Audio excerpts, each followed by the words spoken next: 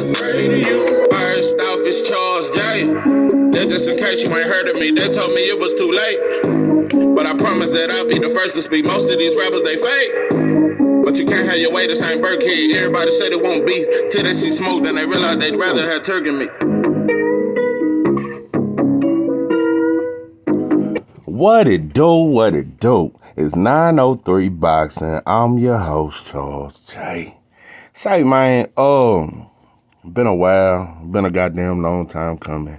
And yeah, it's about time I get back to Errol the True Spence Jr., man. Versus Keith. Double E with the F. One time, not two times, not three times. One goddamn time. Thurman. Yeah, man. New development, a lot of shit. You know, I be studying fights, and one thing about this thing called boxing that makes it so amazing, you can change opinions very quick. Certain shit you see, you know, these two different styles, man, that's finna collide, man. It's gonna be a tricky fight. It's gonna be a very tricky fight, and it's personal. So yeah, I'm very, very, very excited about it. They saying it's gonna be May 27th. In Dallas. Hopefully that's true. I would have liked for it to, yeah, make cool. But anyway, you know, people would think after these last couple of videos I done did, one would think that I'm a diehard #1 Bud fan of the year. A lot of people would think I'm Bud's biggest fan. I'm a huge fan of Bud, though. Let's go with top 5 favorite fighters right now. #1, Wilder. #2, Spence. #3, Clarissa. 4, Bud. #5, Devin Haney. And if I could keep going, I love Cool Boy, love Shakur, love Tank. Nah. After Devin is Jamel Cholo. Yeah, I had to read. But those are fighters I love to watch. I love to watch Andre. It's a lot of fighters. It's certain fighters I just love to watch fight. But yeah, Bud and Spence are both in that top 3, top 5 of favorite fighters that I just love to watch and that I really, really support. So, I ride with Spence very tough, and I ride with Bud. So, I'm one of them I'm going to be a new fan. Yeah, I'm going to be one of them where I ain't got to pick a side. Yeah, I ain't got to pick no goddamn side. Yeah, love both of the fighters. Yeah, I want to see some new fans. Like, I want to see people that, yeah, we can be fans of both of them. Yeah, we can be fans of both of them. Yeah, just like if Devin and Shakur fight, I'm fans of both of them dudes. So, it's just the best fighting the best. But I ain't got to not like Bud just because I fuck with Spence. Nah, I fucks with Spence tough, but I still fucks with Bud. So, but yeah, one would think that I'm riding with Bud, and this and that, and riding with him over Spence, and Bud my favorite fighter.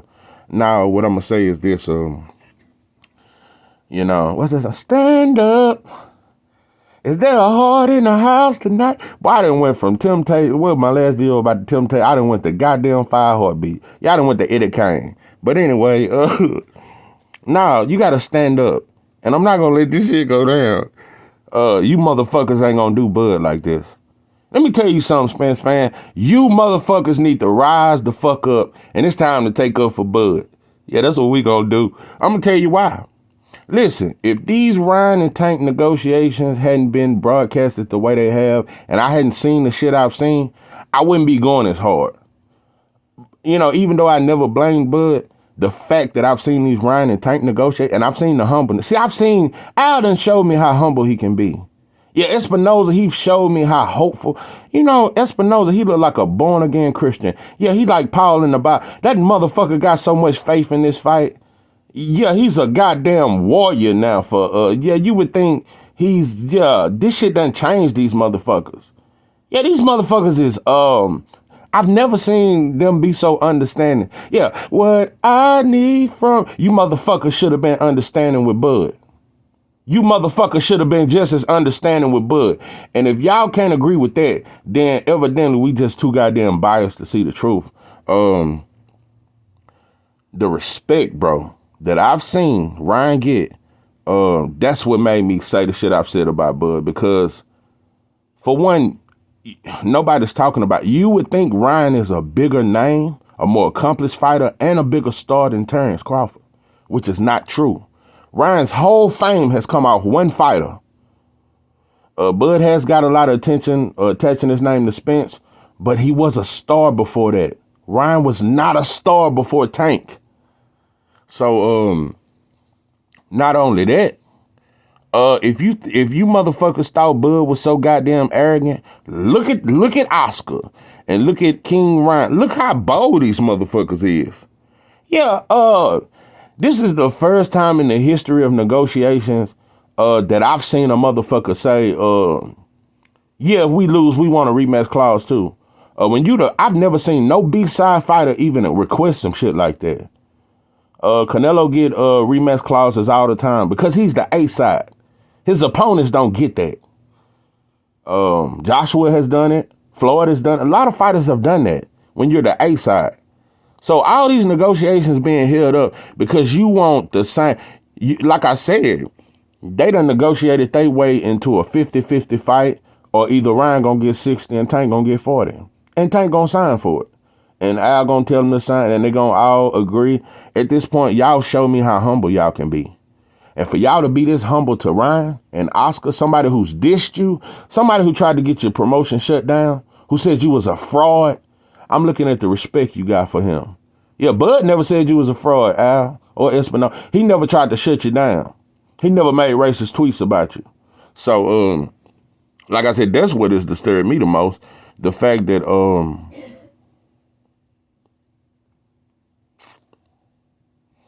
they talking about, they said some shit like this fight is so close to being done and we're going to get it done no matter what. And that, they're holding up because Ryan want a rematch clause too. I got to be honest, even though Tank got every right to ask for a rematch clause, for him to ask for a rematch clause and he's never asked for that before, it's very goddamn tough. Oh, another thing I got to point out. Yeah, I just saw old Lion Ryan in an interview. I might change my prediction for this fight. Just go look at that interview. Ryan got his shirt off. He's talking shit. Yeah, it was yesterday. Ryan looked like a goddamn welterweight. Matter of fact, he looked like a super welterweight. He looked superhuman. That motherfucker chest poking out now. His shoulders big as shit.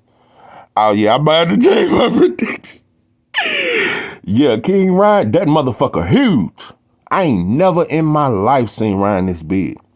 Oh yeah, and you dealing with Oscar. Let me tell you something, I don't trust no druggie. Let me tell you something, if you'll snort powder, you'll take steroids. Yeah, if you'll put that line up your goddamn nose, yeah, that goddamn snorter, if you'll do that, you'll use performance enhancement drugs. And you better believe Oscar knew a plug or two, or three, or four. Yeah, he's a fucking junkie, a junkie promoter. What's that movie, Junkie Promoter? No, Oscar is junkie promoter. He's the junkie promoter of boxing. But anyway, Ryan may come in that fight, and he gonna come overweight. Yeah, he ain't gonna be able to trim down to no 136. He gonna come in heavy as shit, and I think we gonna see him more explosive and faster and not gassing out. We gonna see some magical shit that night. So yeah, I might change my prediction the way Ryan looking. That motherfucker look like he done took every testosterone, he look like he been taking some special shit. He big as shit. So yeah, go look at that, and yeah, your prediction might change too.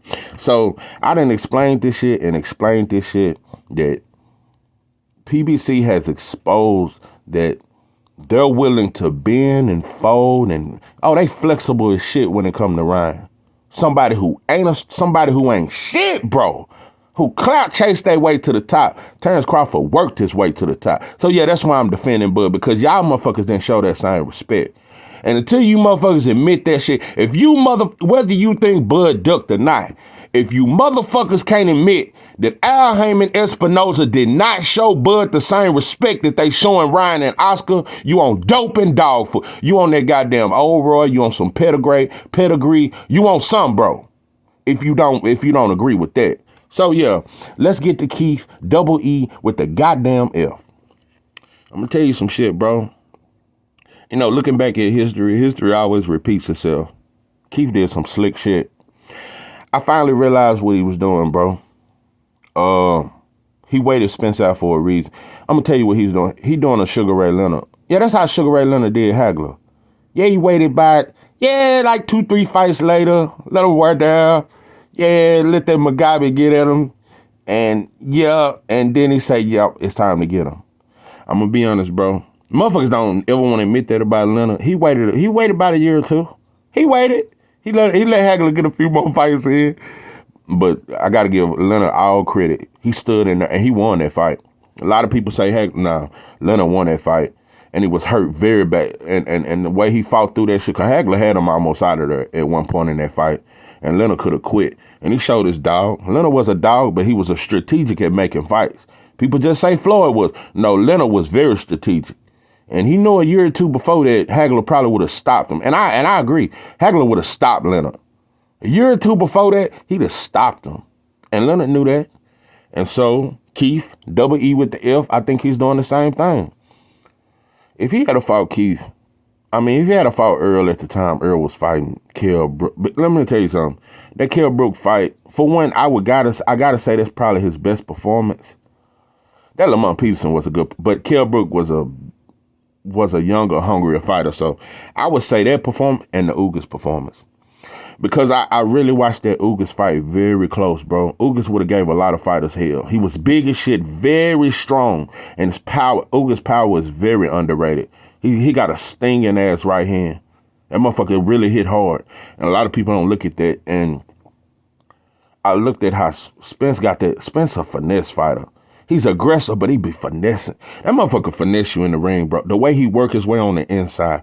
And I'm going to tell you something. Errol Spence got the best short shots. Nobody fucking with him. Ain't nobody them little short ass shots. His fucking short punches hurt just as much as them looping ass punches he throw. That short uppercut will fuck you up, bro. Spence punch selection is probably the most underrated. Spence got a punch selection. He don't just throw straight left to the body, straight left up. He throw left hooks, right hook. He switches punches up, bro. That left hand is very creative. So yeah, but let me tell you something. Keith double E with the F got action, bro. Keith still faster than Errol. Keith faster, and Keith can stop him. Keith can get Errol out of there. Errol can stop Keith, but ain't nobody talking. Keith can stop Errol. And he can stop Bud. He can stop both of them. Keith got the power. And he arguably hit harder than both of them. I don't know. That is very close. But Keith got that surprising power. He arguably, I'm not going to say he arguably hit harder than Spence and Bud. Keith got that shocking power. His legs may not be as fast. That motherfucker, and I'm going to tell you another thing. I think he got a higher ring IQ than Spence and Bud. He got the highest ring IQ at welterweight and at 154.